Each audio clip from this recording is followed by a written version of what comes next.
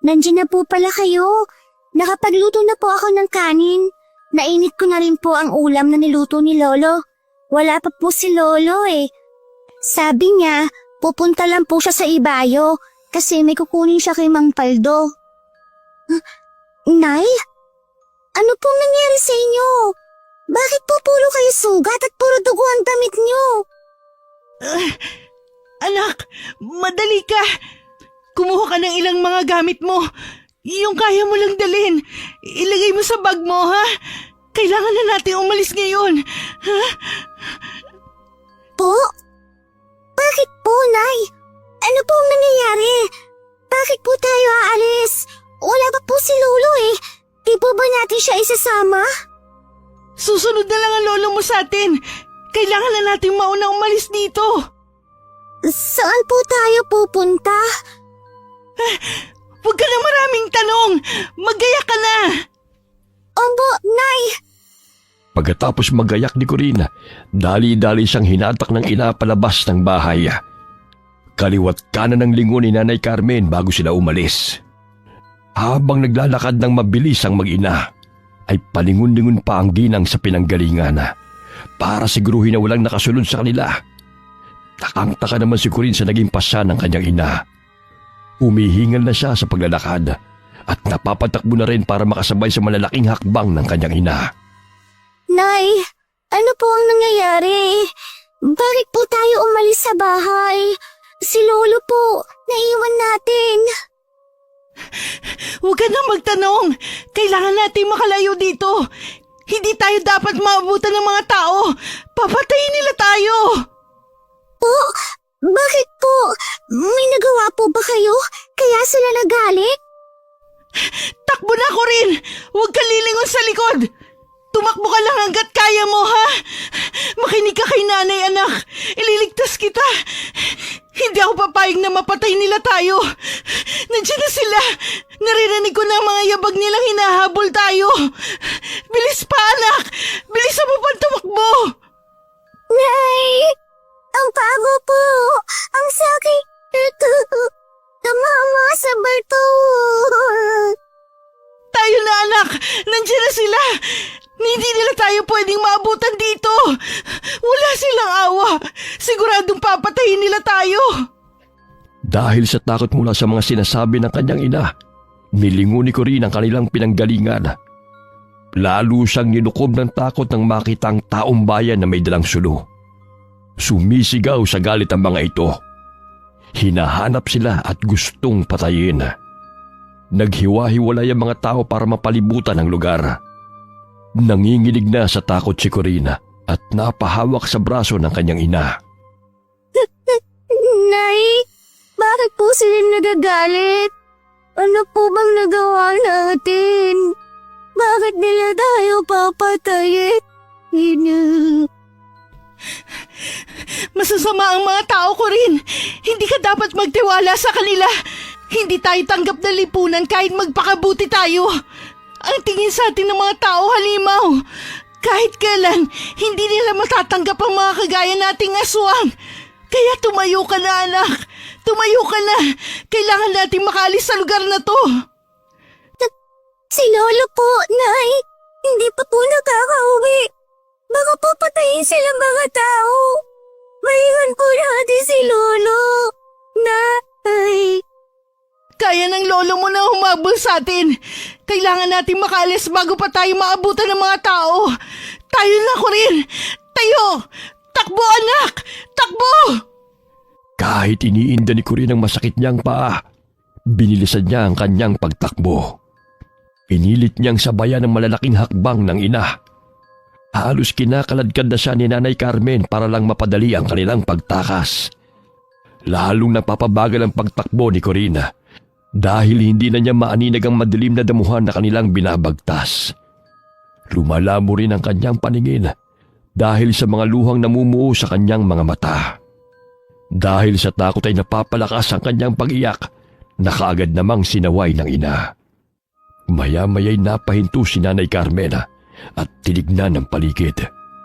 Bahagya siyang napatras nang makitang kumalat na ang mga tao sa lugar.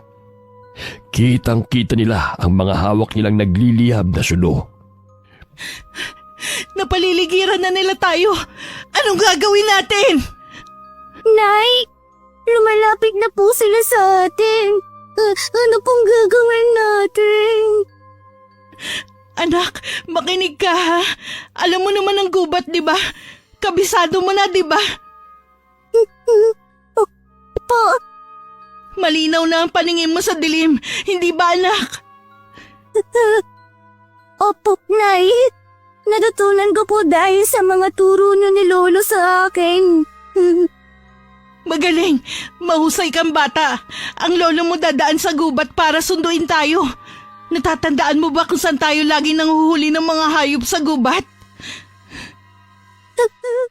Opo, Nay. Doon dadaan ang lolo mo. Puntahan mo siya. Salubungin mo. Naiintindihan mo ba? Sige na, tumakbo ka na sa gubat, anak. Ililigaw ko ang mga tao. Sa ilog, kung saan tayo umiinom pagkatapos nating kumain ng mga hayop sa gubat, doon tayo magkikita. Sabihin mo sa lolo mo, ha? Nay, hindi ko po kayo iiwan. Sabay na po tayong salubuhin si Lolo. Ayoko iwan kayo dito, Nay. Kailangan mong umalis, anak. Dahil kung hindi tayo maghihiwalay ng daan, maaabutan tayo. Pareho tayong mamamatay dito. Naiintindihan mo ba? Sige na, tumakbo ka na sa gubat. Biglang napatras si Corinne nang magalit sa kanya ang ina. Namula ang mga mata nito at humaba ang matulis na pangil.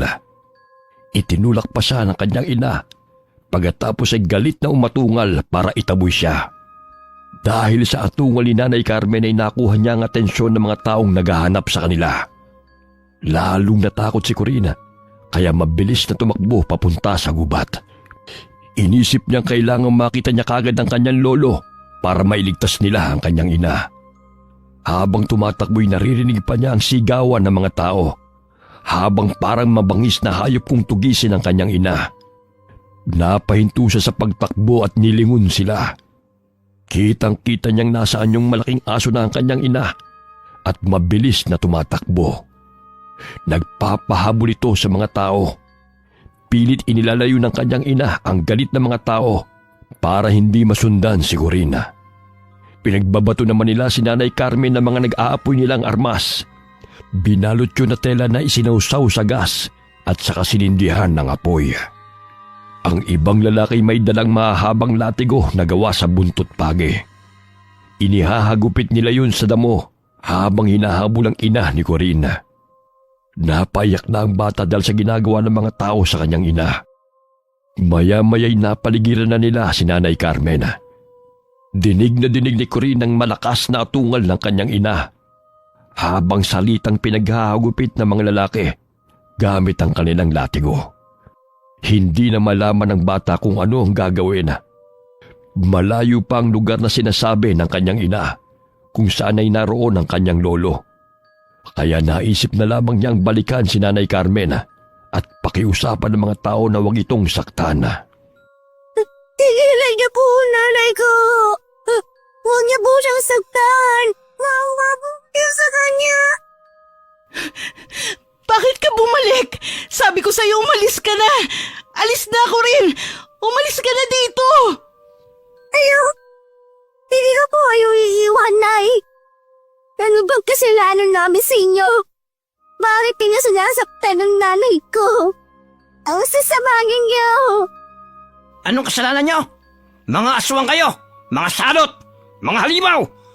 Ang tagal na namin tinutugi sa mga aswang dito sa baryo. Akala namin galing sa ibang lugar. Kayo lang pala ang mga halimaw.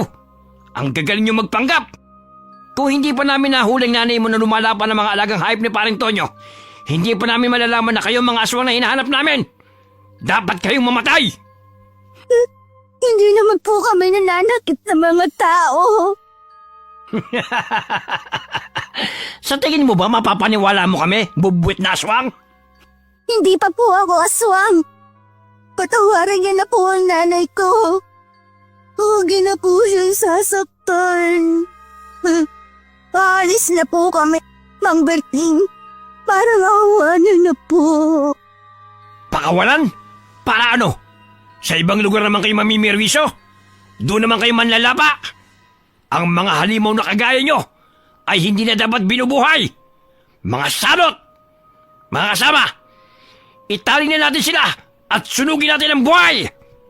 Opo! Maawa po kayo sa amin! Mga walang iya kayo! Kayo mga halimaw!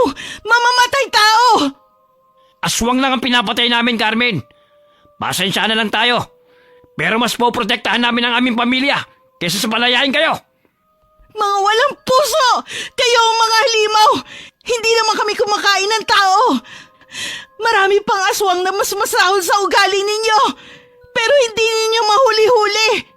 Kami na nananahimik! Kami ang tinutugis ninyo! Mga walang utang na loob! Makailang beses ko kayong iniligtas sa aswang na kumakain ng tao! Pero ngayon, ito ang igaganti nyo sa amin! Hindi naman namin sinabing ipagtanggol mo kami, Carmen. Kaya naman namin ipagtanggol ang mga sarili namin. Pero ibang usapan kapag nakahuli ng aswang. Ang aswang ay halimaw. Kaya dapat lang na mamatay ang lahat ng mga kauri mo. Uubusin namin kayo lahat. Kahit ang mga paslit na kagaya ng anak mo, susunugin din namin ang buhay. Mga hayop kayo! Huwag ninyo idamay ang anak ko! Wala siyang kasalanan! Inosente siya! Pakawalan niyo siya! Ako na lang ang saktan niyo! Huwag niyo idamay si Corin! Anak! Tumakas ka na! Umalis ka na dito! Nay, hindi ko iiwan. Ayoko po. Dito lang po ako sa tabi ninyo. Paano na ako kapag wala ka? Huwag niyo po akong iwan. Parang awa niyo na po, Mang Berting. Hindi na po kami uulit sa kasalanan namin. Patawarin niyo na po ang nanay ko. Paalis na lang po kami para po hindi na kayo magalit at matakot sa amin. Para maawa niyo na po. Bata, kapag pinailan namin ang awa sa mga agaya nyo, bukas makalawa, babalik lang kayo sa dati at mas masahol pa.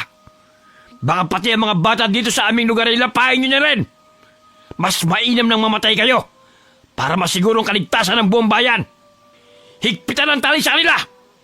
Ihanda ang gasolina at posporo. Sindihan ang dalawang yan. Nag-iyakan na sa takot ang mag-ina nang buhusan sila ng gasolina. At ang natira pa sa galon ay ibinuhos sa lupa, palibot sa kanila. Lalong umatungol sa galit ang kanyang ina. Pilit itong kumakawala sa pagkakagapos habang umiiyak. Pero masyadong mahigpit ang pagkakatali sa kanya, kaya hindi siya makawala. Dahil doon ay wala nang ibang naisip na gawin si Nanay Carmen para iligtas ang kanyang anak, kundi ang inuwa niya ang hiyas ng pagkaaswanga para isalin sa bata. Dali-dali niya itong ginawa bago pasindihan ng mga tao ang gasolina. Umatungal siya sa sakit, kaya't napatras sa mga tao sa takot na baka makawala ito at lapain sila. Matapos namang mailuwa ni Nanay Carmen ang itim na hiyas, ipinasubo niya yun sa anak. Pagkatapos ay pilit niyang kinakagat ang tali ni Corina gamit ang kanyang mga pangil. Nang maputol yun ay sa kanya itinaboy ang bata palayo. Umiiyak naman si Corina at ayaw sundin ng ina dahil ayaw niya itong mamatay. Maya-maya'y nakita nilang unti-unti nang kumakalat ang apoy. Pagkatapos ay mabilis itong naglagablab palapit sa kanila. Pilit niyang itinutulak ang bata palayo. Hanggang sa maya-maya ay may isang mabangis na malaking aso ang mabilis na dumating. Sinugod nito ang mga tao. Pinagkakakalmot at pinagkakakagat hanggang sa magtakbuhan palayo ang mga ito. Pero merong matatapang na naiwan. Kabilang na si Mang Berting. Inalaban nila ang mabangis na hayop. Pero hindi ito lumalaban. Nilapitan nito ang mag-ina at nakilala ni Corin ang halimaw na dumating. Tay, ilayo mo na si Corin. Umalis na kayo dito. Hindi ko na kaya. Hindi mo na ako magagawang iligtas. Malakas na ang apoy. Nangihina na ako. Dahil ipinasa ko na kay Corin ang binhi ng pagkaswang. Iligtas mo siya! Umalis na kayo dito! Umalis na kayo, bilis! Kakalagan kita. Sama-sama tayong aalis. Hindi, Tay! Makinig ka sa akin! Malakas na ang apoy! Bitbitin mo lang ang bata! Alis na! Alis! Nay! Hindi kita iiwan. Sumama ka na po sa amin. Ay, Anak, sige na, sumama ka na kay Lolo. Palagi mong tatandaan na mahal kita. Mahal na mahal ka ng nanay. Lumaki ka mabuting anak ka. Sundin mo lahat ng utos ni Lolo. isama natin si nanay. Balikin natin siya. Bago tuluyang kumalat ang apoy, dali-daling tinangay ng matanda ang bata. Dahil nasa anyong malaking aso ito na kasing laki ng kabayo, mabilis niyang naitakas si Corinne. Hindi na rin sila hinabol ng mga tao dahil abala sila sa pagbabantay sa nasusunog na babae. Sa di kalayuan ay huminto ang matandang lalaki at binitiwan niya ang apo. At sabay nilang pinagmamasdan mula roon ang malaking apoy na tumutupok kay Nanay Carmen. Iyak ng iyak ang bata at naglulupasay sa lupa dahil sa galit sa mga taong pumatay sa kanyang ina. Habang ang kanyang lolo'y tahimik na pinagmamasdan ng malaking apoy, hindi rin ito napigilan ng pagtulo ng kanyang luha. Niyakap na lamang niya ang apo at pilit na pinapatahan. Inakala ng mga tao na nakalayo na ang maglolo, kaya hindi na nila hinanap pa. Nang makalis na ang mga lalaki, matapos mamatay ang apoy, saka naman nilapitan ng maglolo ang abong naiwan sa lugar. Umiiyak na dumakot ng abo si Corinne at ibinalot sa damit niyang kinuha mula sa dalang baga. Lolo, ito na lang po ang madadala kong alaala ni nanay. Wala na pong natira kundi abo. Ayos lang yan, Apo. Masayang nanay mo dahil ligtas ka. Nahuli ako ng dating. Hindi ko siya nagawang iligtas. Patawarin mo ko. Akala ko po, mababait ang mga tao. Pero, mas halibaw po sila sa atin, Lolo. Lahat ng nilalang ay may taglay na pagkahalimaw sa kanilang puso. Hindi natin sila masisisi kung umiral yon sa kanila dahil sa galit. Ang mahalaga, nabubuhay tayong mabuti. Kailangan na nating umalis. Hindi tayo pwede magtagal dito. Saan po tayo pupunta, Lolo? Sa kabilang bayan, maghahanap tayo na matutuluyan doon. Naglalakad ang maglolo sa kagubatan para makarating sa kabilang bayan. May mga sandaling nagaan yung hayop ang matanda at isinasakay niya sa likod ang apo para mapabilis sila sa paglalakad. Pupunta sila sa kaibigan ni Lolo Carding na si Lola Yoli. Kaibigan niya ito mula pa sa elementarya. Ang matandang babae kaisa-isang nagtatago ng lihim ng pagkatao ng kanilang pamilya. Noong nasa high school pa sila, ay nagawang iligtas ni Lolo Carding si Lola Yoli mula sa pananalakay ng mga aswang. Kaya nagkaroon ito ng utang na loob sa matanda. Alam niyang hindi siya matatanggihan ito sa panahong kailangan niya ng tulong. Nang dumating sila sa bahay ni Lola Yoli, kaagad silang tinanggap ng matandang babae. Napakalupit naman ang sinapit ninyong maglolo. Kaawa-awa ang batang ito. Napakaaga niyang naulila sa magulang. Pasensya ka na, Yoli, kung magiging pabigat kami maglolo sa inyo. Pero ikaw na lamang ang malalapitan ko. Alam ko, Carding. Hindi ko naman kayo itinataboy. Malawak ang lupain namin dito. Pwede kayo magtayo ng barong-barong ninyo maglolo. Sasamahan ko kayo sa bandang itaas. Malapit yun sa gubat. Kailangan medyo tago ang lugar na titirhan ninyo para hindi kayo pansinin ng mga tao.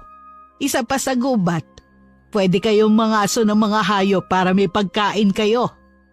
Maraming salamat, Yoli.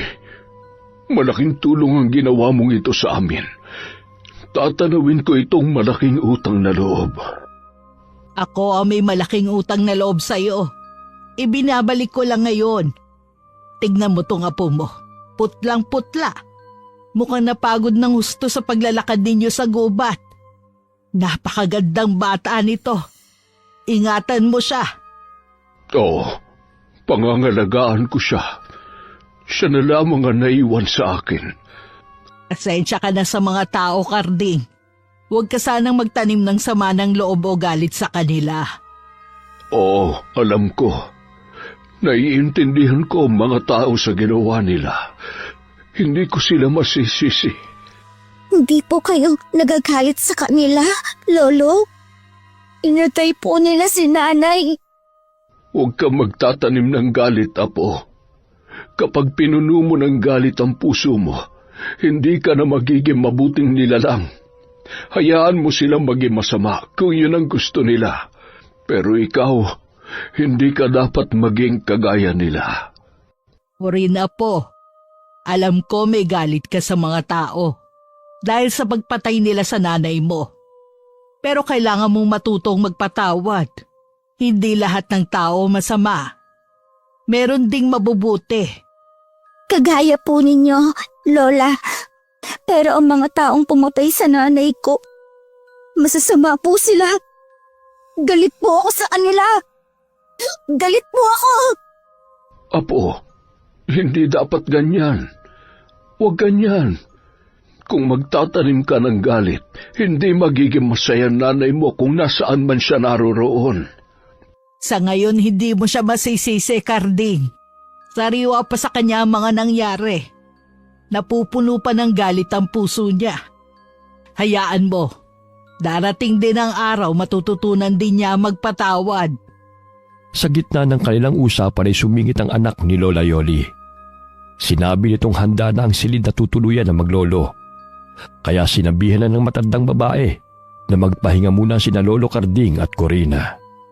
Kinabukasan, sinamahan ni Lola Yoli at ang anak niyang lalaki ang maglolo na pumunta sa lupang sinasabi niya para doon ay gagawa ng kubo para sa kanila. Halos 1 linggo din nilang pinagtulungang buuin ang kubo na tutuluyan ng maglolo. Tuwang-tuwa sila nang mabuo na ito. Binigyan din sila ni Lola Yoli ng tagi-isang pares ng mga alaga nilang hayop para magsimula silang magparami. Alam kasi ng matandang babae na sariwang karne ang kinakain ng mga aswang. Kaya kailangan nilang mag-alaga ng hayop para hindi sila magutom. Sa oras na magutom sila, ay tiyak na maghahanap sila ng pagkain at matututunan ng lumayo. Doon nagsisimula ang pambibiktima ng mga aswang sa mga tao. Ito ang bagay na iniiwasan ni Lola Yoli. Dahil ang kanilang lugar ay tahimik at hindi sinasalakay ng mga aswang. 1 linggo na ang nakalipas. Palaging naiiwan si Corin sa kanilang kubo sa tuwing nangangaso si Lolo Karding sa gubat. Dahil sa inip niya, lumabas siya ng kubo at inaliw ang sarili sa pagkipaglaro sa mga alaga nilang hayop. Maya-maya'y napatingala siya sa langit at nakita ang magandang buwan. Bakit kaya ganun ang buwan? Parang kakaiba. Ayoko nang titigan para akong lalagnatin. Biglang sumama ang pakiramdam ko. Apo, bakit nasa labas ka? Inaantay ko po kayo, Lolo. Ganoon ba? Nagugutom ka na ba? Halika na sa loob. Marami-rami ang nahuli kong hayop ngayon. Pakukuluan ko sa tubig ang iba, tapos yung iba, patutuyuin ko sa init ng araw para marami tayong imbak na pagkain. Lolo, bakit po minsan ang buwan ay kakaiba? Paanong kakaiba? Hindi ko po alam. Kanina po kasi pagtingin ko, sumama po ang pakiramdam ko. Lumapit ka nga sa akin. Patingin nga ako. Nilalagnat ka ba? Ay, Sus Mariosep. Bakit po, Lolo? May sakit po ba ako? Ang mga mata mo, namumula na. Po? Bakit po? Mukhang umiepekto na ang binhi ng aswang na isinalin sa iyo ng nanay mo. Halika, doon tayo sa may haligi. Lolo, bakit po? Ano pong gagawin ninyo sa lubid na yan? Kailangan kitang itali, Apo. Tiisin mo lamang ha. Nagsasaaswang ka na. Dahil bago pa lamang yan, marami kang mararamdaman na kakaiba sa katawan mo. Masakit, mainit, gutom, uhaw. Sa dami, hindi mo alam kung ano ang gagawin. Magwawala ka at gugustuhin mong tumakas. Pero sa oras na mawala ka sa sarili, baka kung saan ka makarating at kung ano ang magawa mo. Delikado yon, kaya kailangan kitang itali. Magiging aswang na rin po ako, kagaya ninyo, Lolo? Oo po, pero paunti-unti lang ang pagsasaaswang na mangyayari sa'yo hanggang sa matanggap na ng katawan mo at magamay ang pagbabago mo ng anyo. Kapag kaya mo nang kontrolin, pwede na kitang hindi talian. Pero sa ngayon, para sa iyong kaligtasan, kailangan ay nakatali ka lamang. Sige po, Lolo. Gustong-gusto ko na pong maging aswang kagaya po ninyo ni Nanay. Kung ako lang, hindi ko gugustuhin na matulad ka sa amin para hindi ka na masasaktan ng mga tao. Pero ipinamana sa iyo ng nanay mo ang binhi, kaya wala na akong magagawa pa. Ayoko pong maging tao, Lolo. Masasama ang mga tao. Mga halimaw sila. Pinatay nila si Nanay. Galit ako sa kanila. Galit ka pa rin sa kanila? Kahit na sinabi kong hindi ka dapat magtanim ng galit? Palagi ko pong napapanaginipan ang pagkamatay ni Nanay. Nagmamakaawa kami sa kanila pero hindi sila nakunik. Nakakatakot ang mga galit nila mga mata. Gustong-gusto kaming sunugin. Galit ako sa kanila. Hindi ko makakalimutan ang sigaw at tiyak ni Nanay habang nasa sunog. Ang abo na lang niyang tanging alaalang nakuha ko mula sa kanyang labi. Paano ko sila mapapatawad? Gusto ko nang maging aswang. Bakit gusto mong maging aswang ko rin? Balak mo bang maghiganti sa mga yon? Opo, Lolo. Ipaghihiganti ko po si Nanay. Mali. Hindi tama ang nasa isip mong yan. Kung ganyan lang ang plano mo, mas mabuti pang patayin na lamang kita. Papatayin mo ako, Lolo. Mas kakampihan mo ang mga taong pumatay sa anak mo. Ayokong balang araw ay makita kang nasa kalagayan ng nanay mo. Hindi ko kaya makitang pati ikaw ay susunugin nila. Kaya nga po, Lolo. Masasama sila. Kung nagagawa nilang patayin tayo nang hindi man lagi nila totoo, bakit hindi natin sila patayin din? Dahil sa mga sinabi ni Corina, nakatanggap siya ng malakas na sampal mula sa kanyang lolo.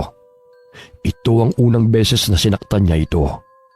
Umiyak ng umiyak ang bata. Dahil sa ginawa ng matanda ay nagtanim na rin siya ng galit. Hindi niya maintindihan kung bakit mas kinakampihan ng lolo niya ang mga taong pumatay sa kanyang ina.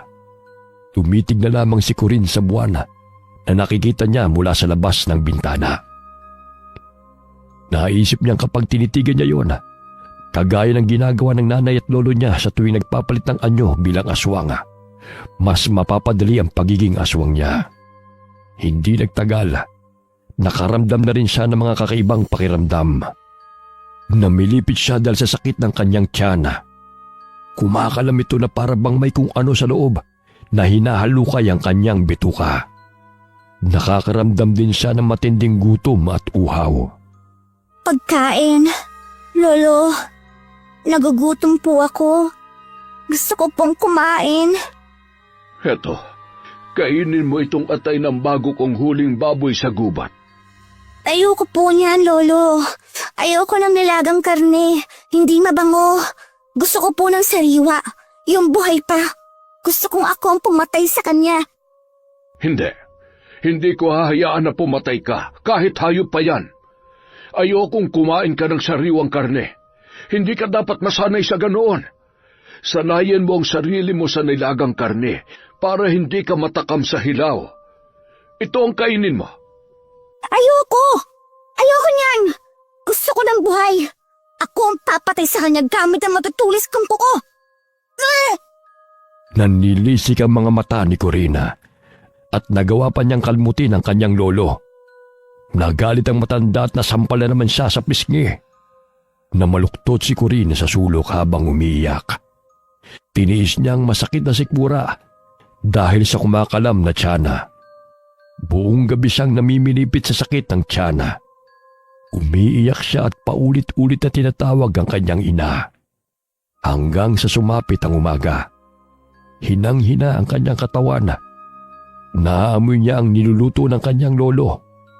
Pamilyar na sa kanyang mabangong amoy ng nilagang karne. Dahil palaging yun ang kanilang kinakain. Lolo, ang bango po ng niluluto niyo ngayon. Gusto mo na uli ang nilagang karne? Opo, nagugutom po ako. Mukhang natapos na ang pagkalam ng tiyan mo sa sariwang karne. Kakalagan na kita sa pagkakatali. Halika, dito ka na sa lamesa humigop ng mainit na sabaw. Salamat po, Lolo. Apo, palagi mong pakatatandaan. Hindi ka pinapahirapan ni Lolo, ha? Ginagawa ko ito para hindi ka matulad sa mga aswang na lumalapa ng tao. Mabubuting aswang tayo. Ang mga tao, pwede natin maging kaibigan. Kagaya ni Lola Yoli mo, ang mga anak niya, tsaka mga apo. Opo, Lolo. Pasensya na po kayo kagabi. Nakalmot ko po kayo. Ayos lamang, apo.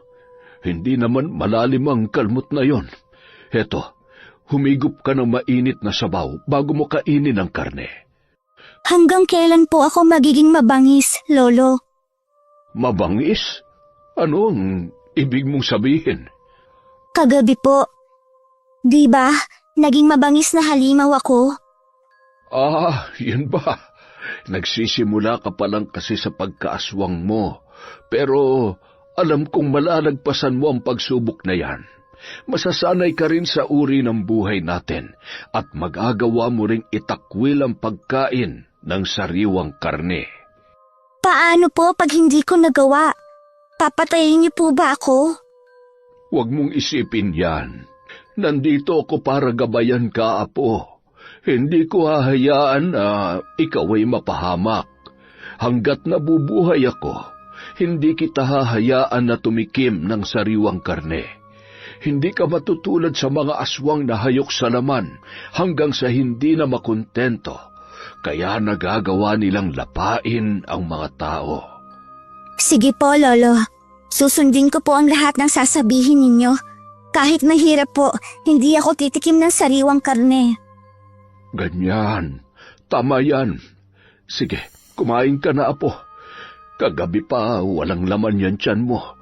Pero dahan-dahan lamang sa pagkain, ha? Baka ikaw ay mabigla. Opo, Lolo. Masarap po kasi ang karne kahit nilaga lang. Oo, masarap talaga yan. Tuwing bilog ang buwan, itinatali ni Lolo Carding ang dalawang paa ni Corinne para hindi makatakas. Habang lumilipas ang araw, pinatunayan ni Corinne sa kanyang lolo na hindi na siya naaakit at natatakam sa sariwang laman. Unti-unting naranasan ng bata ang ikalawang antas ng pagsasaswanga, ang pagpapalit ng anyo. Mas nahirapan siya rito kaysa sa una dahil binabanat ang kanyang katawan at mga buto. Dahil lumalabas ang kanyang pangil at matutulis na kuko. Humahaba na rin ang kanyang dila at naglalabas ng malalapot na laway. Kitang-kita ni Lolo Carding ang paghihirap ng kanyang apo. Kaya ibinigay niya ang langis na ginagamit nila para maibsan ang sakit sa tuwing nagpapalit ng anyo. Nanginginig ang kamay ng bata nang kunin ang langis na nasa garapon. Kahit nanlalambot ang katawan, ay inihaplos niya yon sa buong katawan. Nakatulong ang langis sa pagbawas ng sakit habang siya ay nag-iiba ng anyo. Nakatulong din ang pagtitig niya sa buwan. Pakiramdam niya ay nababalutan siya ng kapangyarihan. Kaya pagkatapos na magpalit ng anyo bilang isang munting asong gubat, ay bumalik agad ang kanyang lakas. Sa kauna-unahang pagkakataon, ay nagpakawala siya ng malakas na alulong habang nakatingala sa buwan. Bumalik din ang kanyang anyo bago pa sumapit ang umaga. Kagaya ng dati niyang ginagawa, naghahanap siya ng pagkain. Palagi namang may mainit na sabaw sa kusina na inihanda ng kanyang lolo. Sarap na sarap siya sa paghigop noon nang pumasok sa kubo ang matanda. Kumakain ka na pala, Apo. Gutom na gutom ka na naman. Dahan-dahan lang sa paghigop ng sabaw. Mainit yan. Saan po kayo galing, Lolo? Sa likod, nagpakain ako ng mga alaga nating hayop. Lolo, Ano yon? kapag nasa aswang po kayong anyo, bakit po hindi ninyo kinakain ng mga alaga nating hayop? Dahil ayoko. Saka sa tagal na panahon nang hindi ako tumitikim ng sariwang karne, hindi ko na hinahanap yon. Mas gusto kong kinakain natin yan. Kapag pinakuluan ay di hamak na mas malambot kainin. Ganun po pala. Magiging katulad po ninyo akong aswang, Lolo. Paglaki ko po. Dapat magpalaki ka ng mabilis. Dumadami na ang mga alaga nating hayop. Abay, dapat matulungan mo na akong mag-alaga. Tumatanda na ang lolo mo. Opo, tutulungan ko na po kayo magpakain ng mga alaga natin. Ay, mabuti yan. Sige, kumain ka na ng marami para lumaki ka kaagad. Unti-unting nagamay ni Corinne ang pagkaaswang niya. Hindi na rin nag-aalala si Lolo Cardinga dahil kahit nasa aswang na anyo ang bata, ay hindi ito tumitikim ng sariwang karne. Kaya nang alukin siya ni Lola Yoli na umekstra sa pagpapatanim nito sa kanilang bukid, kaagad na pumayag ang matanda. Iniwan niya sa kubo si Corinne para bantayan ang mga alaga nilang hayop. Lumipas ang oras at inip naman ang kinalaban ni Corinne. Para malibang, nagpasa siyang pumunta sa gubat at sinubukan kung kaya na rin niyang mangaso, tulad ng kanyang lolo. Pagdating niya roon ay may nakita siyang isang baboy ramo na kasalukuyang nanganganak. Dahil sa awa niya sa hayop, ay nilapitan niya ito para tulungan sa panganganak. Pero naging mailap ang baboy ramo. Sinugod siya nito at sinaktan na. Dahil sa bata niyang katawan, hindi niya magawang kalabanin ang hayop. Nagkasugat-sugat ang katawan niya dahil sa mga pagsugod nito. Kahit na tumakbo'y hinabol pa rin siya ng mabangis na hayop. Nakaramdam na siya ng galit dahil ayaw tumigil ng baboy ramo. Biglang nagliyab sa pula ang kanyang mga mata at matalim na tinitigan ng baboy. Maya-maya'y lumabas na ang pagkaaswang ni Corinne. Isang kalaban ang tingin niya sa mabangis na hayop. Naglabasan ang kanyang pangil at mahabang kuko. Pagkatapos ay sinugod niya ang baboy ramo. Pinagsasasaksak niya ito gamit ang kanyang matutulis na kuko hanggang sa bumagsak sa lupa ang mabangis na hayop. Nagtalsikan pa ang dugo nito sa katawan at mukha ni Corinne. Nalasahan niya ang malansang dugo ng baboy ramo nang tumama sa kanyang bibig.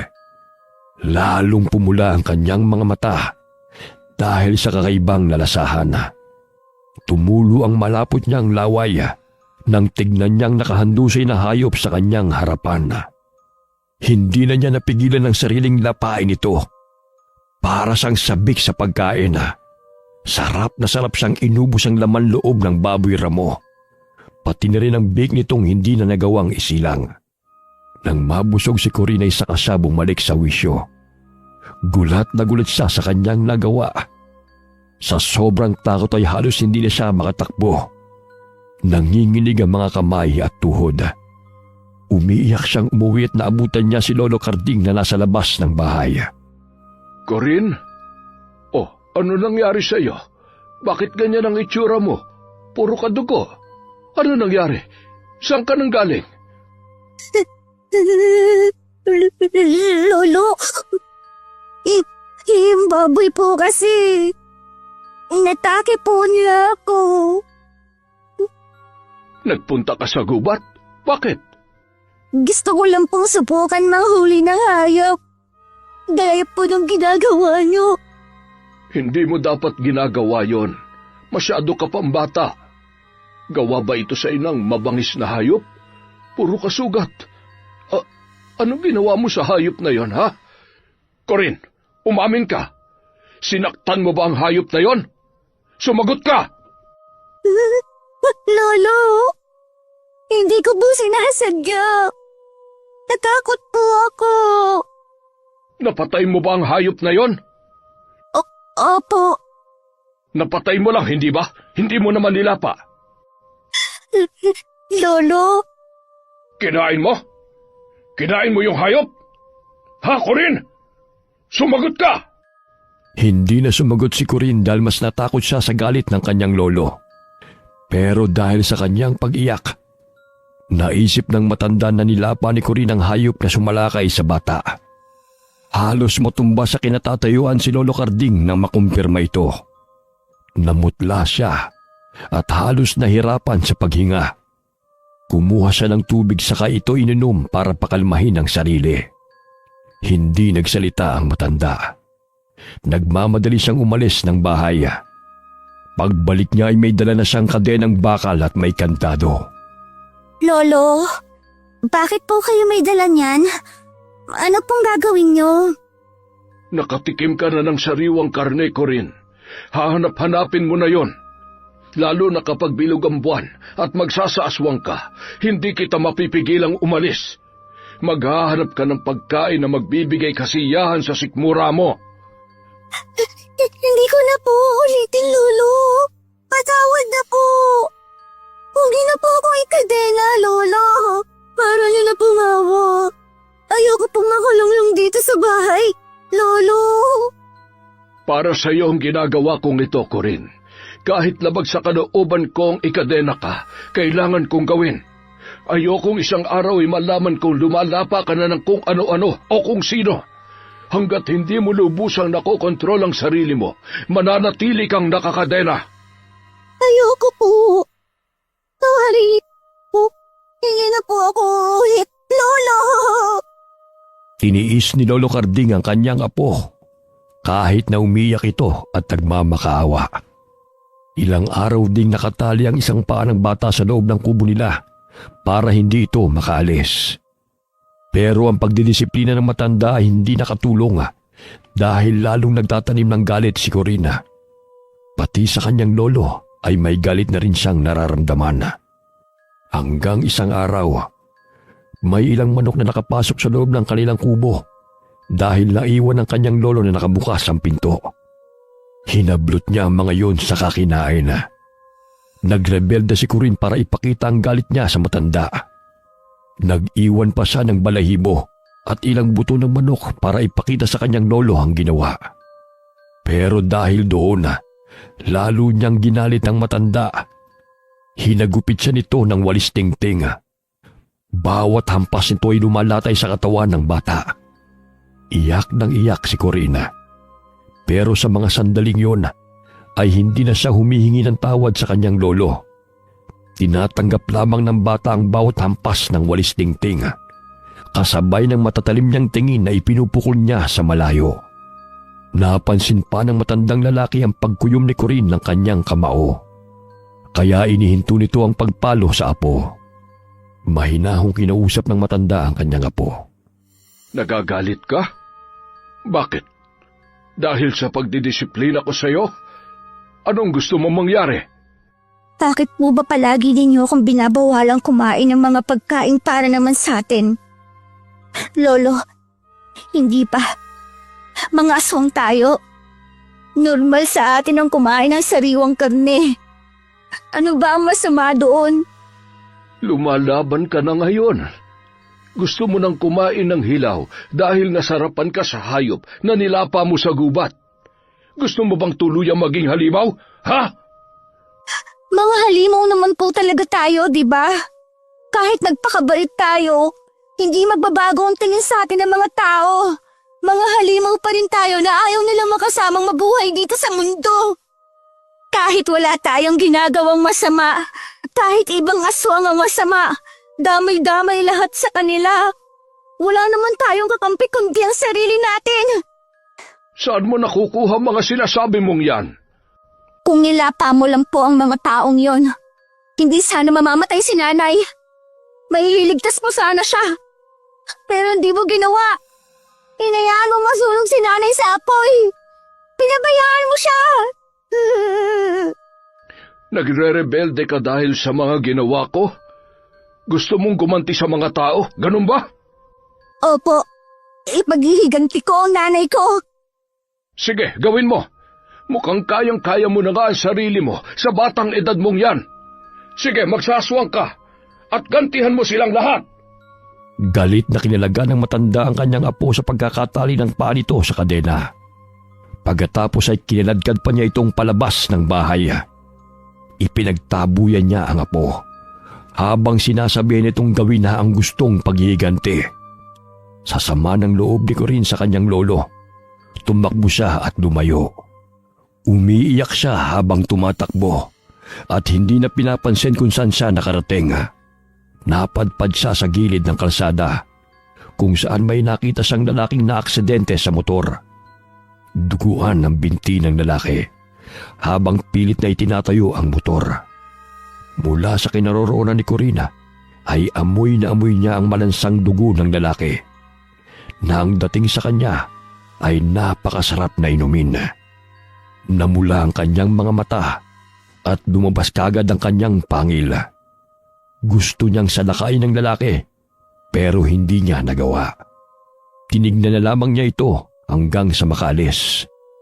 Pagkatapos ay naglakad na uli siya pabalik sa kanilang bahay. Wala siya sa sarili habang naglalakad at panay pa rin tulo ng kanyang luha. Maya-maya'y nakarinig siya na nagsalita. Corinne, ikaw ba yan, apo? Lola, Yoli. Ano ginagawa mo rito sa kalsada? Baka mamaya masagasaan ka ng mga sasakyan. Delikado rito para sa bata. Halika, sumakay ka dito sa tricycle. Pambihira ka, ang layo na narating mo Mabutit na padaan kami. Saan po kayo galing? Sa palengke. Lingguhan kaming pumupunta doon para mamili ng pang-isang linggong pagkain. Malayo kasi ang palengke dito sa atin, apo. Nasaan pala ang lolo mo? Bakit hinayaan kang lumabas ng walang kasama? Pasensya na po. Hayaan mo na. Ako na lang ang kakausap sa lolo mo. Tamang-tama at nakita kita. Nung nakarang araw pa kita naiisip Kasi may mga pinagliitan na damit dun sa bahay. Ito kasing apo ko nakaedad mo, malaking bulas na bata. Ang bilis liitan ng mga damit. Ibibigay ko sa iyo ang mga yon. Tiyak na magugustuhan mo. Abay, magaganda ang damit na yon. Bagay na bagay sa iyo. Salamat po, Lola.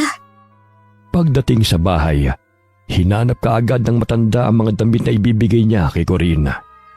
Matyaga namang naghintay ang bata sa sala. Nang makuha na ni Lola Yoli ang hinahanap, ay kaagad niyang ipinakita sa bata. Ipinasukat pa niya ang ilan sa mga damit. Tuwang-tuwa si Corinne dahil nagustuhan niya ang mga damit na yon. Pagkatapos nilang magsukat, ay mismong si Lola Yoli na ang naghatid kay Corinne sa kubo nila.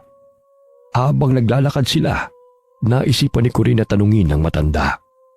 Lola Yoli, Ano yun, apo?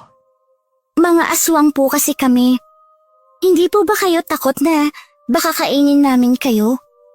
Bakit naman kami matatakot sa inyo? Mga aswang po kasi kami.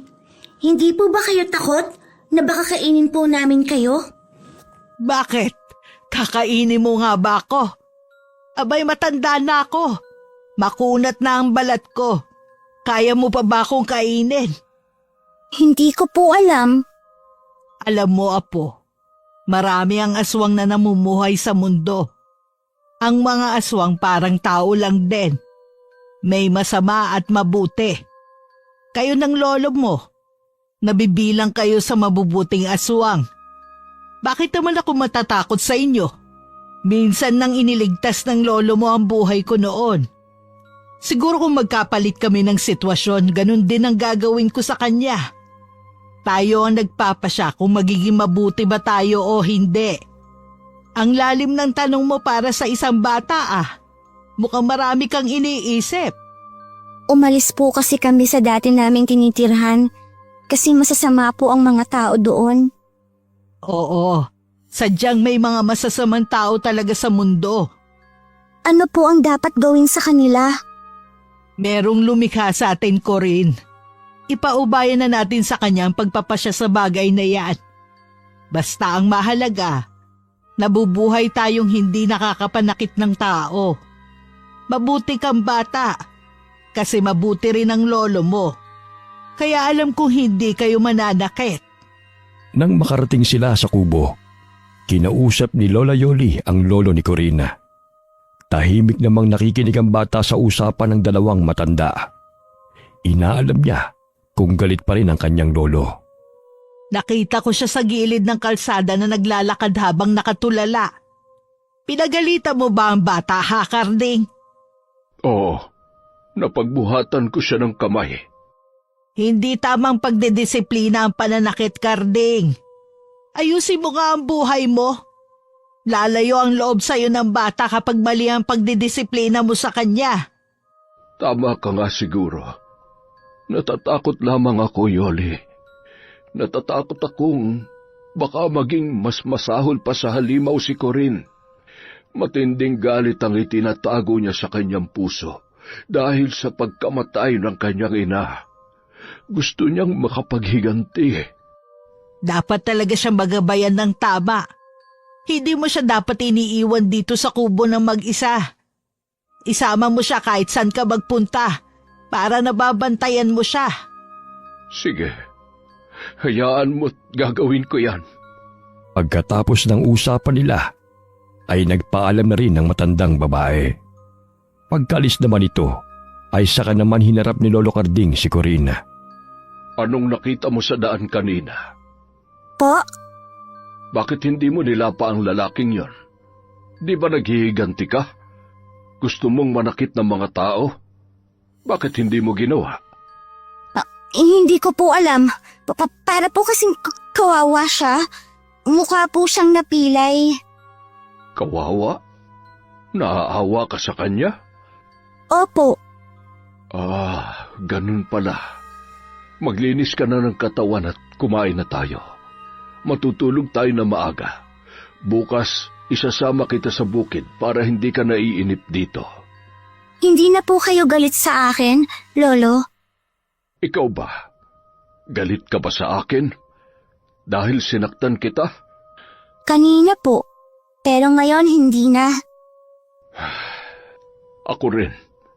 Hindi na ako galit sa iyo, Apo. Lolo! Tama. Huwag ka nang umiyak. Palagi mong isipin na mahal ka ni Lolo, kaya kita dinidisiplina. Dahil ayaw ko mapahamak ka. Ha? Pero kahit kailan, hindi ako magagalit sa iyo. Ikaw na lamang ang tanging meron ako. Natatakot lamang ako na baka mawala ka rin sa akin, Apo. Hindi ko po kayo iiwan, Lolo. At hindi rin po ako papayag na saktan kayo ng mga tao, kagaya ng ginawa nila kay nanay. Ako rin. Ayaw ko rin mangyari yun sa'yo. Kaya hanggat maaari, pilit kitang inilalayo sa tukso. Ayaw ko maging halimaw ka, kagaya ng tingin ng mga tao sa ibang aswang. Kaya dapat, maintindihan mo si Lolo, ha? Opo. Bawat araw na lumipas, palagi nang isinasama ni Lolo Karding ang kanyang apo kahit saan siya magpunta. Nang araw na yun ay sumama sila sa pagpipitas ng mga mais sa taniman ni Lola Yodi. Nalibang din si Corinne sa pamimitas, kaya marami ang naipon nila sa tiklis. Hindi tumatanggap ng bayad na pera si Lolo Karding. Ang hinihingi na lamang niya sa matandang babae ay pagkain para sa mga alaga nilang hayop. Binigyan din sila ng mais para may makain silang maglolo. Hapon na mag-uwi ang lahat ng trabahador sa bukid. Naglalakad na rin pauwi ang maglolo. Masaya silang naglalakad nang biglang may naramdaman si Lolo Karding na mga kakaiba sa paligid. Nang igala niya ang paningin, nakita niya ang mga kakaibang hayop na mabilis na tumatakbo papunta sa taniman. Bakit po, Lolo? Mukhang may sasalakay sa taniman ni Yoli. Ilang araw ko nang napapansin na palaging may mga mais na nasisira. Sinasabi ko na nga ba't may sumasalbahe sa mga tanim? Sino naman po? Halika't alamin natin. Hindi sila ordinaryong mga nilalang.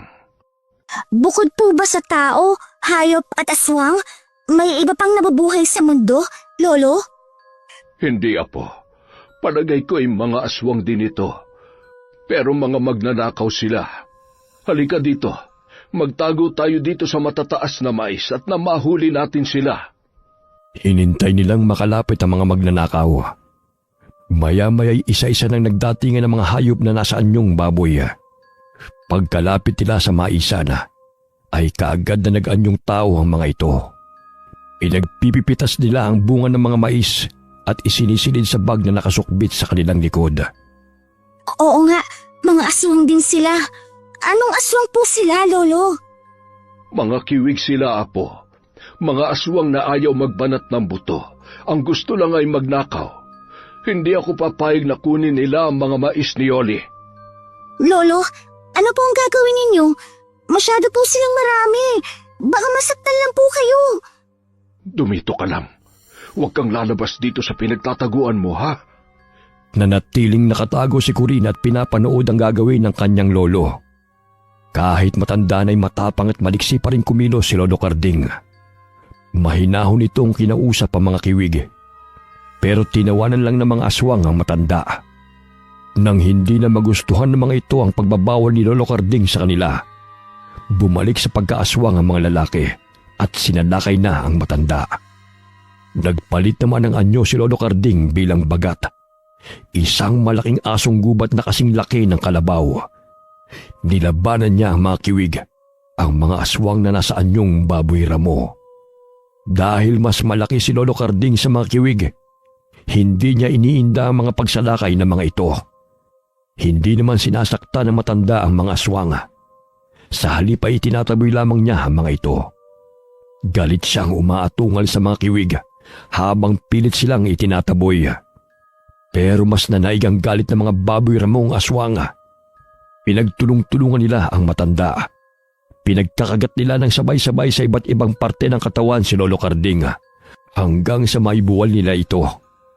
Nakaramdam ng galit si Corinne sa mga kiwig dahil sa pananakit ng mga ito sa kanyang lolo. Nagpalit ng anyo bilang aswang ang bata at saka lumabas sa pinagtataguan. Tigilan niyo ang lolo ko! Sinabi kong huwag kang lalabas doon. Hindi mo sila kaya. Magtago ka na uli, Apo. Umalis na kayo dito, mga magnanakaw na kiwig! Ang sasama na ugali ninyo! Dapat magtrabaho kayo ng patas!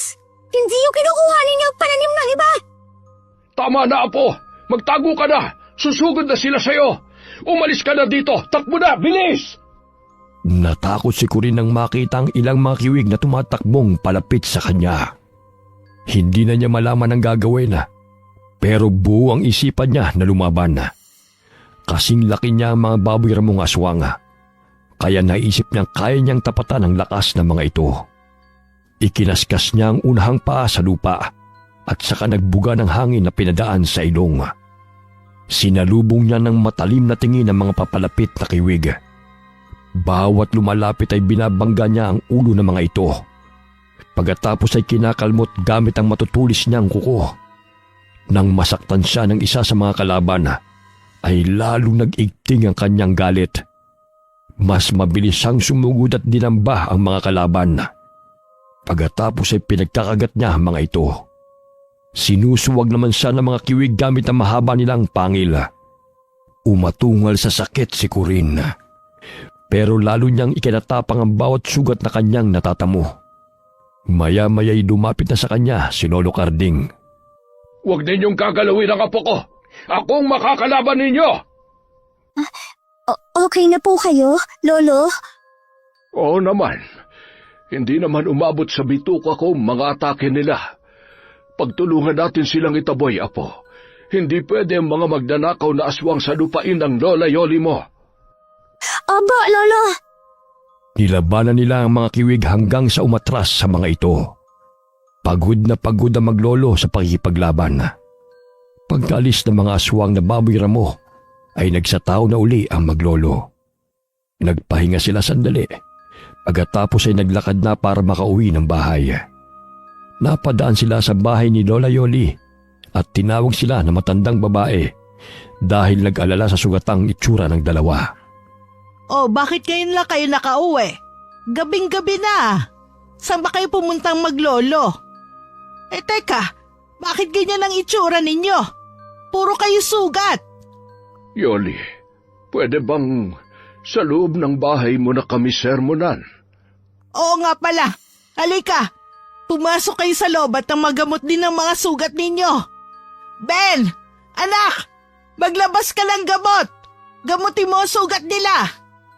Wag na. Hindi naman ito kagaya ng sa inyo na ginagamot. Kaya naming lawayan ito mamaya pag uwi sa bahay. Ano ba ang nangyari, ha, Karding?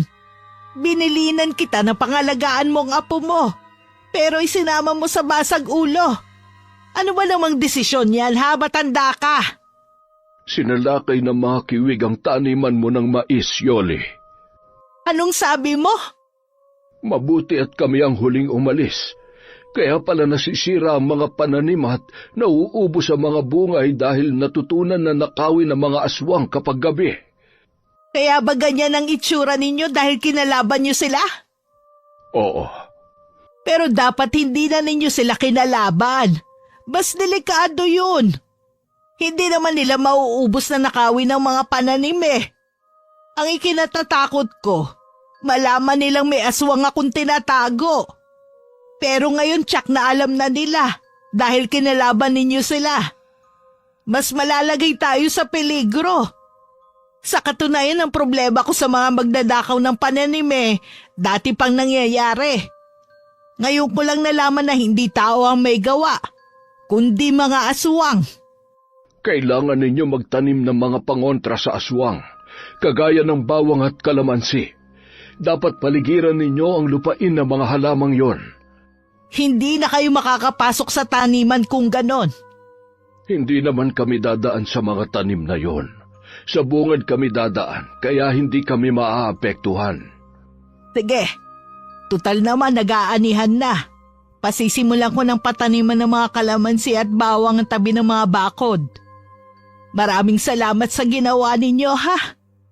Pero sa susunod, huwag mo idamay ang bata. Tignan mo, puro na sa sugat. Babae pa naman yan. Napakaloko mong matanda ka. Hindi naman po kasalanan ni Lolo. Ako po ang may gusto na labanan ng mga kiwig. Kasi bugbog sarado na po si Lolo kanina. Ano? Nabugbog siya? Matanda na nga ang lolo mo Mahina na rin ang katawan niya. Oy, hindi pa ako mahina, ha? Hindi nang hihina ang mga aswang.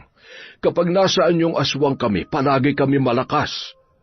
Sabi mo hindi mo naman kailangan magpaliwanag. Pinakinggan ko lang ang bata. O sige, umuwi na kayo. Bukas wag na muna kayong pumunta sa bukid. Pagalingin niyo muna ang sugat ninyo. Sabihan mo ang mga tao mong wag na magpapagabi doon.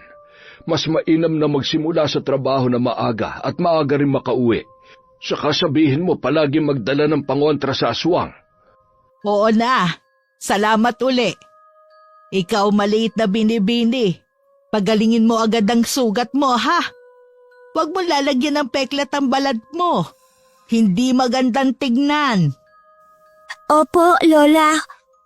Pagka-uwi na maglolo ay naglinis kagad sila ng katawan. Napapayak si Corindal sa hapdi ng sugat niya kapag nababasa ng tubig. Pagkatapos nilang mag-ayos ng sarili, ay saka naman tinuruan ni Lolo Karding ang apo kung paano pagalingin ang sugat. Nag-anyong aswang uli sila at gamit ang dila ay nilaway nila ang mga sugat sa katawan.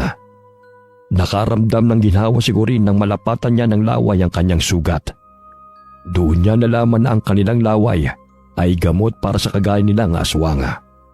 Mahimbing na nakatulog si Corin dahil sa pagod sa maghapong mamimitas ng mga mais. Ilang araw ang lumipas. Maagang nagising ang maglolo. Maaga silang pumunta sa kulungan ng mga alaga para magpakain. Laking gulat nila nang makitang nangalahati ang mga alaga nilang hayop. Nagkalat ang mga patay na manok sa lupa na walang laman loob. Nilapa din ng ilan nilang mga baboy. Lolo, sino po ang gumawa nito? Sa palagay ko nalaman na nila kung saan tayo nakatira. Ang ginawa nila ay isang babala sa atin. Yung mga kiwit ko kaya ang gumawa nito? Ang sama nila! Kailangan mas doble ang pag-iingat natin, Apo. Mukhang may kaaway na tayo sa lugar na ito. Ano po kaya ang gagawin natin ngayon, Lolo? Mag-alaga na po tayo ng aso kaya. Oh, tama ka. Linisin natin ang mga kalat na ito. Tapos bumaba tayo doon kina Yole. Baka may kilala siyang may aso. Humingi tayo ng isa. Halika na, tulungan mo kong ilibing ang mga patay nating alaga. Sige po. Pagkatapos nilang maglinis ng paligid at magpakain sa mga natirang hayop, umalis sila para pumunta sa bahay ng kaibigan. Itinuro sila ni Lola Yoli sa bandang dulo ng baryo dahil may kaibigan itong may bagong panganak na aso. Kaagad na pinuntahan ng maglolo ang sinasabing kaibigan. Pero nasa kalahati pa lamang sila ng daan nang may grupo ng kalalakihan ang nakasalubong nila. Napahinto sa paglalakad si Lolo Carding nang makilala ang isang lalaki. Uy, akalaan mo nga naman. Napakalit ang mundo, tanda. Dito ba kayo napadpad? Berting, namumuhay na kami ng payapa dito. Huwag mo na lang sana kaming pansinin. Sa lagay na yan pala'y nakakapamuhay pa kayo ng payapa. Alam mo ba kung ba't kami nandito? Kasi hinahanap namin kayo. Nabalitaan namin na sinasalakay na rin ng aswang ang lugar na ito. Kaya nagpunta kami rito para ipaalam sa mga taga rito na may aswang na nakawala sa amin. At pinaghahanap pa rin namin hanggang ngayon. Dito lang pala namin kayo makikita. Wala kaming kinalaman sa mga aswang na sumasalakay dito, Berting. Pabayaan mo na kami ng apo ko. Hindi pwede. Ngayon na nakita ka na namin, paalisin ka na lang namin? Dapat ubusin ang mga aswang na kagaya nyo. Hihintayin pa ba namin na may masawi sa amin bago kumilos? Wala po kaming pinapatay na tao. Kayo nga pong pumapatay. Pinatay ninyo ang nanay ko. Sinunog nyo ng buhay. Aba, tumatabang na rin ang batang to ah.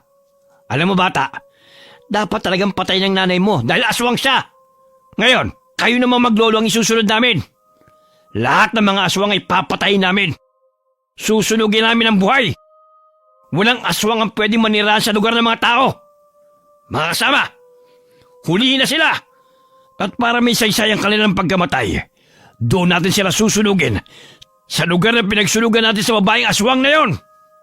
Inilabas ni Mang Berting ang kanyang latigo na buntot pagi at inihampas-hampas pa sa hangin.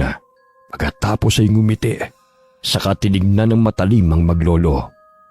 Naramdaman naman ni Lolo Carding ang galit ng kanyang apo nang humawak ito ng mahigpit sa kanyang braso. Huwag, Apo. Pigilan mo ang galit. Huwag mo siyang patulan. Pero, Lolo, huhulihin po nila tayo.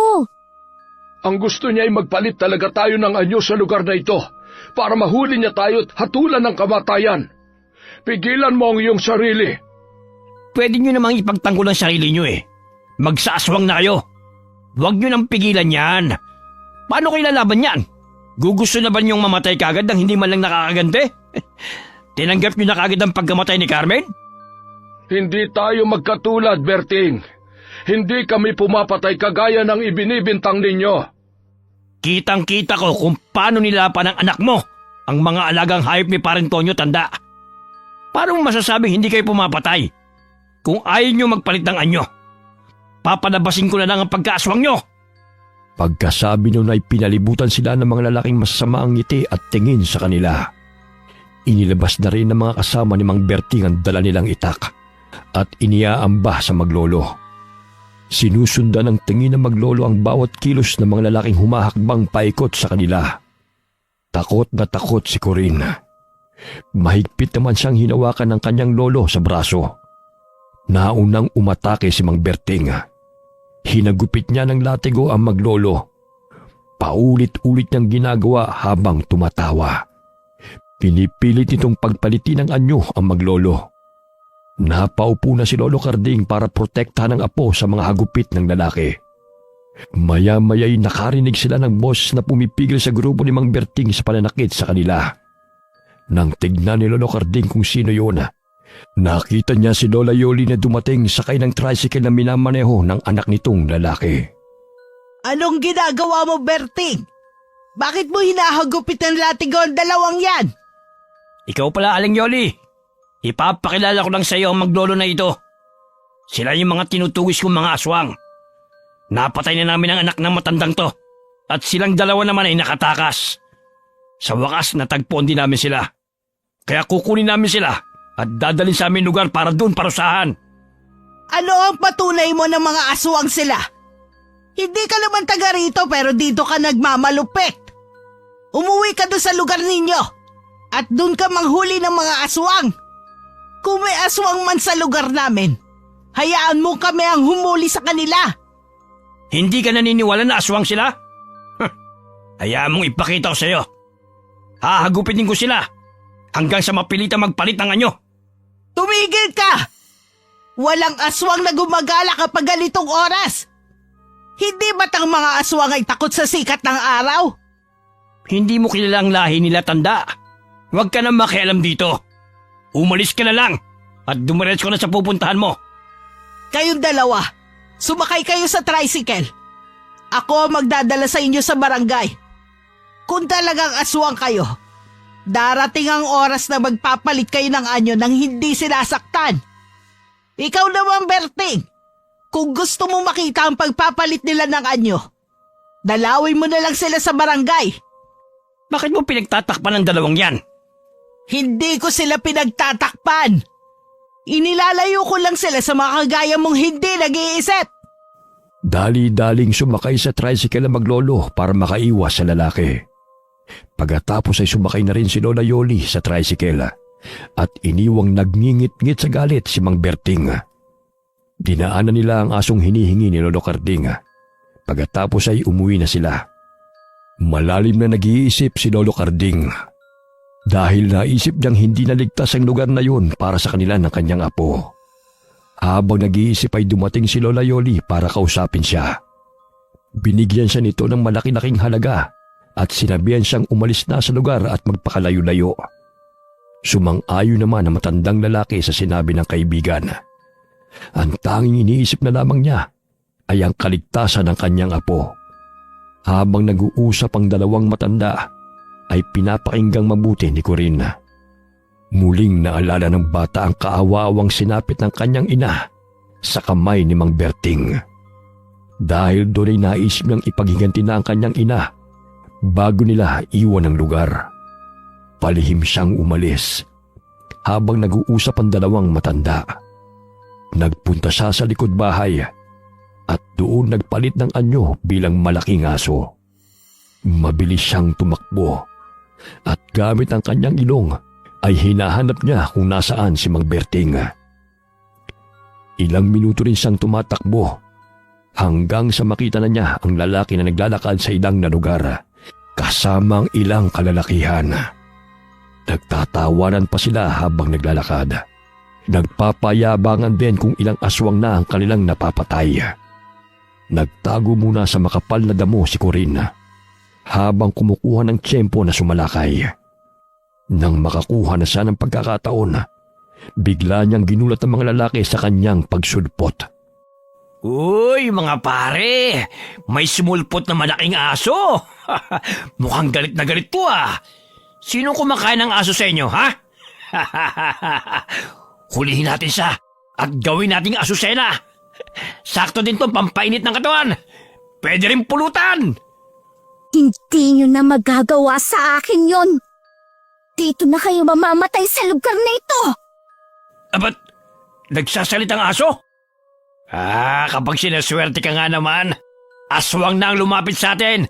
Atakihin natin siya! Hindi siya pwedeng makatakas ngayon! Pagkasigaw ni Mang Berting ay saka naman sabay-sabay na umatake ang mga kasama nito. Kanya-kanya sila ng sugod gamit ang kanilang itak. Pero iwinasiwas lamang sila ni Corinne gamit ang malakas na mga pagsipa. Nang tumilapon ng mga lalaki, saka binalingan ni Corinne si Mang Berting. Matapang ang lalaki at buo ang loob na sumugod. Sinabayan nito ng paghagupit ng latigo ang bawat pagsugod. Mabilis namang naiiwasan ni Corinne ang mga atake ng lalaki. Puro galit ang nararamdaman niya rito. Isang malakas na kalmot ang ibinigay niya kay Mang Berting at tumama yun sa mukha ng lalaki hanggang sa tiyan. Nag-iwan yun ng mahaba at malalim na sugat. Lalo namang tumapang si Mang Berting kaya hindi ininda ang sakit ng sugat niya. Muli siyang sumugod sa aswang na aso. Bago pa lumapat ang latigo niya sa katawan ni Corina, nauna nang ilapat ng bata ang kanyang mga pangil. Bumaon ito sa balikat ng lalaki at sa kanya iwinasiwas. Napaigik pa ang lalaki nang bumagsak sa lupa. Sabay-sabay naman na sumugod ng mga kasama ni Mang Berting. Mabilis na iniwasan ni Corina ang talim na mga itak nila. Hindi siniseryoso ni Corinne ang mga kasamang lalaki ni Mang Berting dahil wala naman silang kasalanan sa kanya. Tanging si Mang Berting lamang ang gusto niyang pagigantihan. Pinagtatapakan lang ni Corinne ang katawan ng mga lalaki nang bumagsak sa lupa para hindi na sila makabangon. Pagkatapos ay muling hinarap ng bata si Mang Berting. Ano? Masama na ang tingin mo sa aking aswang ka? Lalapain mo na ba ako? Dapat gawin mo na bago pa kita maunahan. Ikaw ang pumatay kay nanay. Dahil sa'yo, nawalan ako ng ina. Kaya dapat lang na mamatay ka. Para maramdaman din ng mga anak mo ang mawalan ng magulang. Ikaw? Ikaw ang batang anak ni Carmen? Ganyan palang itsura mo kapag nasaan yung aswang ka. Isang malaking tuta. Hindi ako tuta. At dahil sa'yo, ipinagmamalaki kong aswang ako at lalapain ko mga kagaya mo. Galit na pinagkakagat ni Corinne ng lalaki. Napuno siya ng galit at hindi na nakapag-isip ng tama. Naputol na ang kanang braso ni Mang Berting dahil sa malakas niyang pagkagat. Ipinakita pa niya kung paano niyang nguyain ang brasong yun at saka nilunok. Nakita niya ang takot sa mga mata ni Mang Berting, pero itinatago lamang sa malalakas na pagtawa. Tama yan. Matakot ka sa'kin. Ang batang aswang na ginawa mong ulila. Ipatitikim sa'yo ang malupit kong paghihiganti. Sige! Patunayan mo sa akin na isa ka talagang aswang na lumalapa ng tao. Sige! Itinatanggi pa ninyong maglolo ang gawain yan. Pero ngayon, pinatunayan mong masama kang halimaw. Hindi kami masamang halimaw. Kayo ang masamang tao. Dapat sa inyo ay mamatay. Kung ang masamang aswang na sinasabi mo ay dapat mamatay, dapat ding mamatay ang masamang taong kagaya mo. Nang akmang ibubuka na ni Corinne ang kanyang bibig para lapain ang lalaki, bigla namang may bumundol sa kanya, dahilan para bumagsak siya sa lupa. Nang tignan niya kung sinong may gawa nito, nakita niya ang kanyang lolo. Hingal na hingal ito na tila mula sa mabilis na pagtakbo. Nasaan yung asong bagat ang lolo niya nang dumating?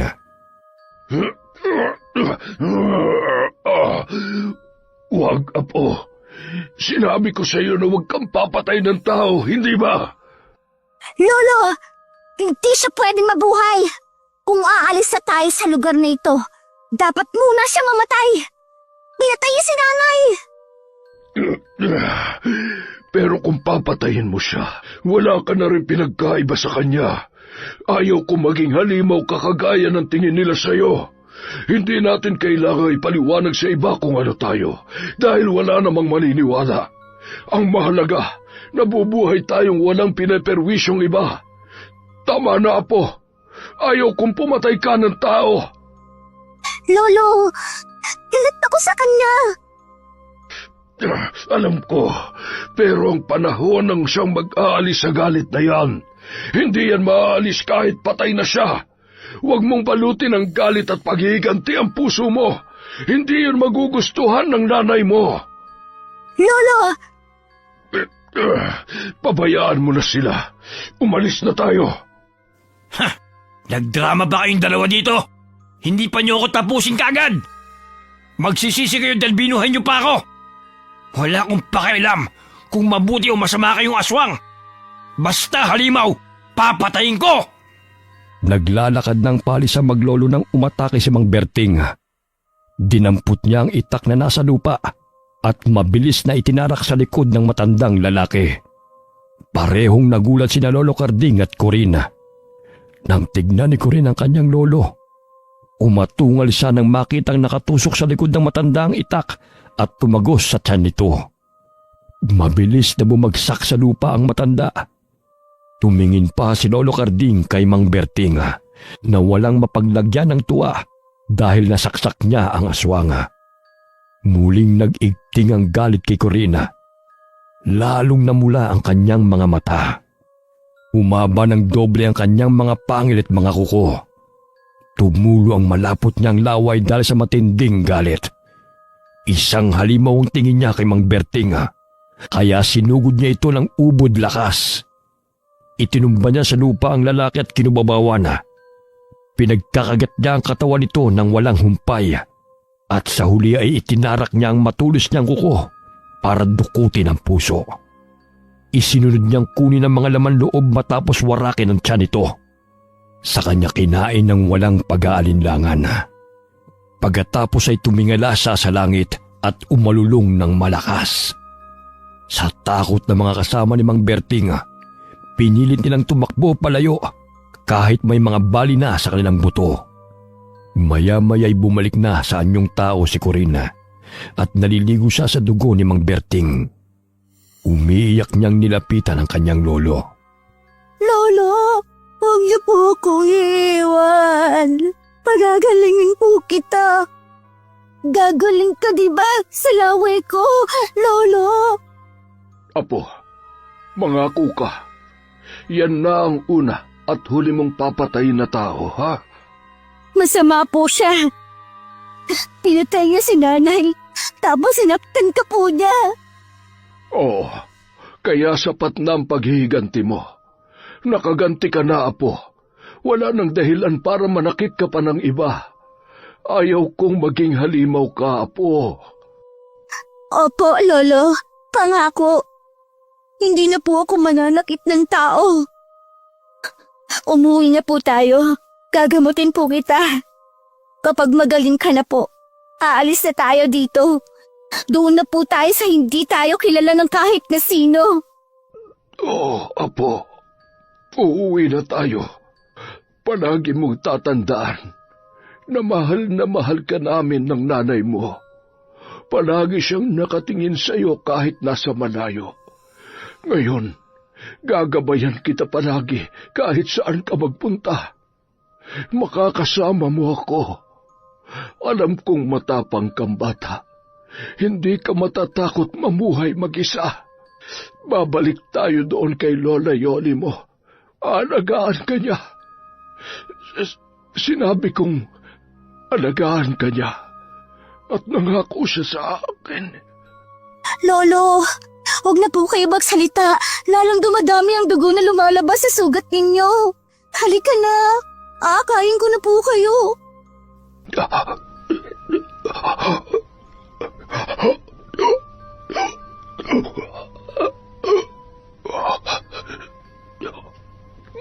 Mahal na mahal kita, Apo.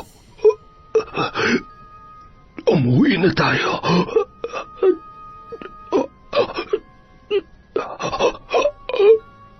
Lolo? Lolo? Magsalita ka pa po. Kausapin mo po ako, Lolo. Huwag mo akong iwan. Hindi ko po kaya mag-alapan. Niyugyug ni Corin nang makailang ulit ang kanyang lolo. Pero hindi na niya ito nagawa pang gisingin. Umiyak siya nang umiyak sa tabi ng matanda. Hindi niya ito magawang iwan at tuloy na siyang nawala ng pag-asang mabuhay. Ilang oras ang lumipas at sa kakahanap sa kanya ni Lola Yoli ay nakita rin siya. Umiyak ang matandang babae nang maabutan niya ang sinapit ng maglolo. Wala sa sariling isinakay ng matanda si Corin sa tricycle.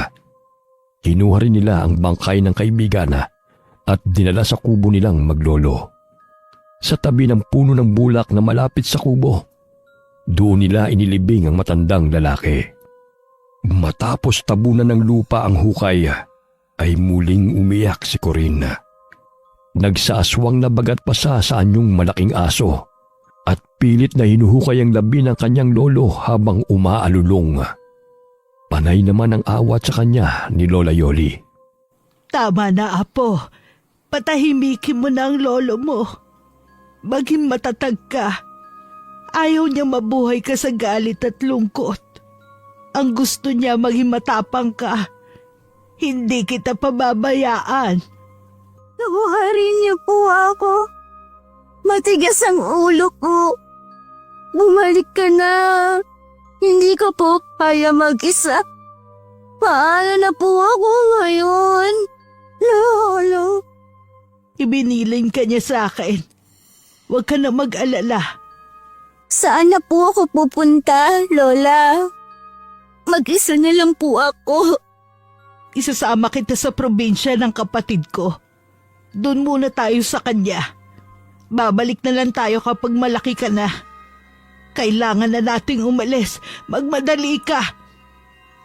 Magpapakabait na po ako, Lola. Hindi na po magpapasaway. Alam ko namang mabait kang bata. Kasi bait ka ng lolo mo. Hindi lang naging magandang kapalaran para sa'yo. Pero mula ngayon, magiging maayos na ang lahat. Hindi na nag-aksaya ng oras ang dalawa.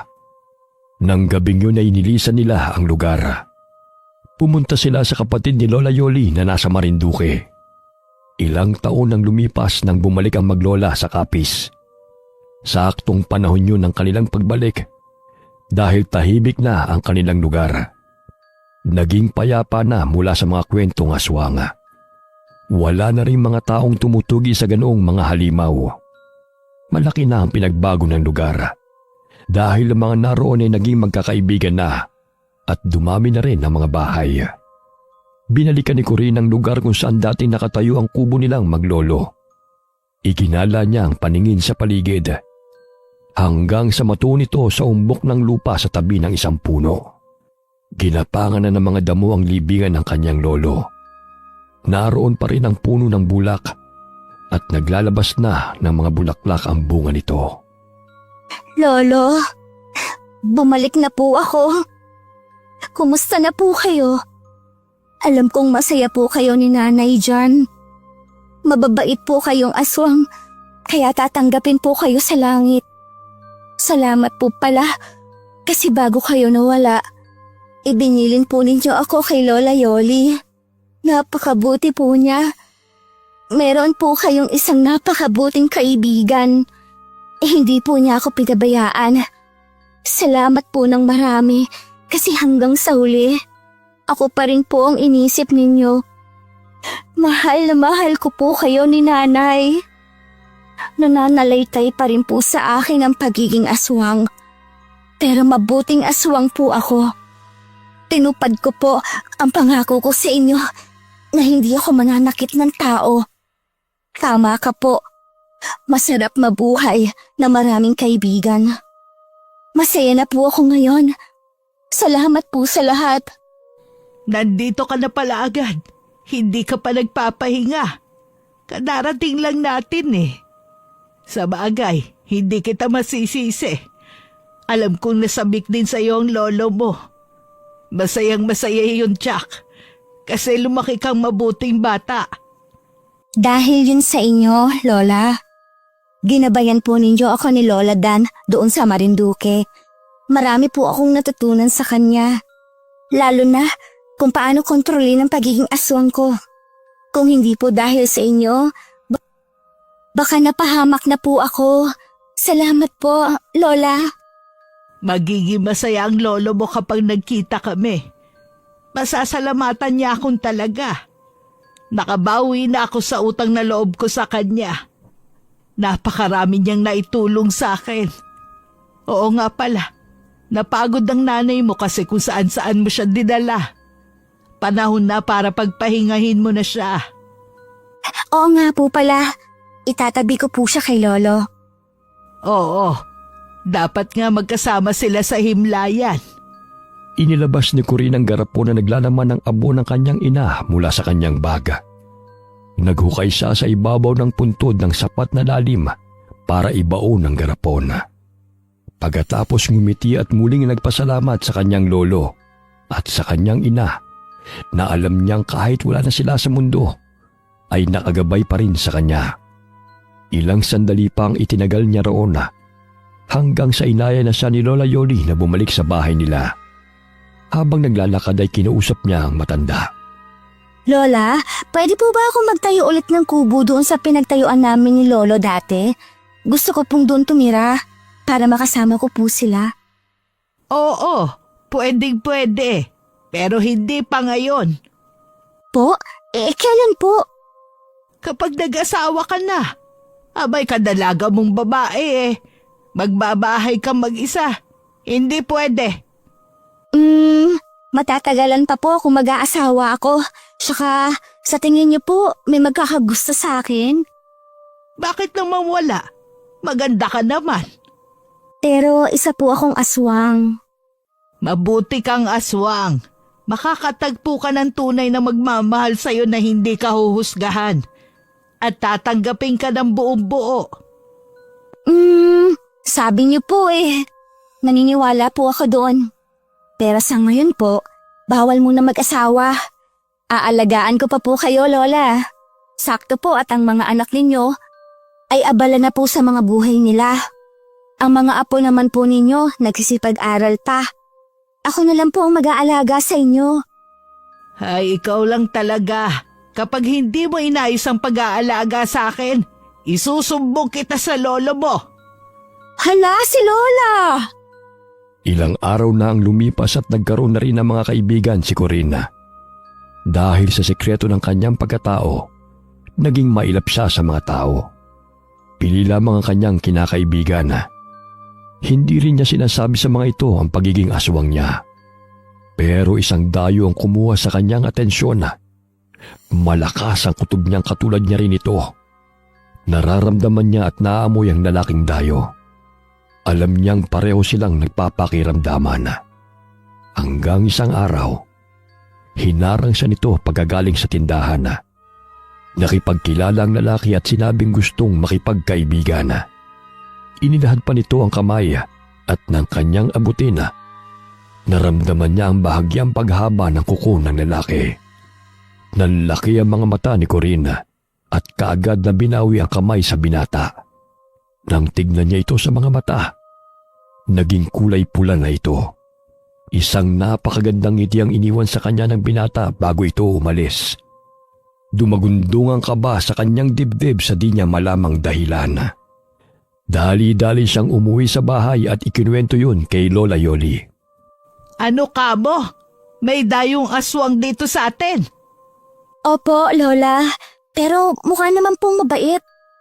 Paano mo nasabing mabait? Nararamdaman ko lang po. Huwag ka makikipagkaibigan doon, ha?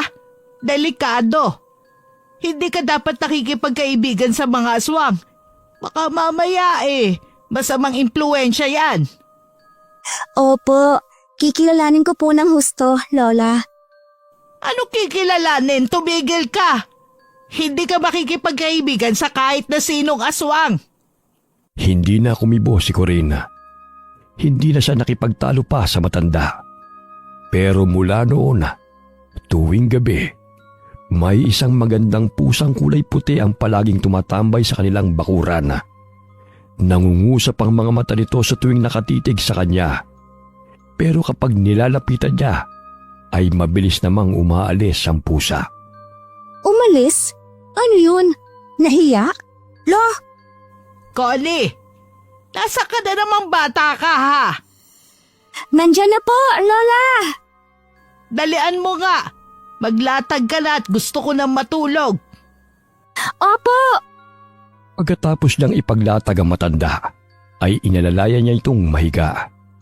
Saka siya naupo sa may bintana at tinignan ng bakuran.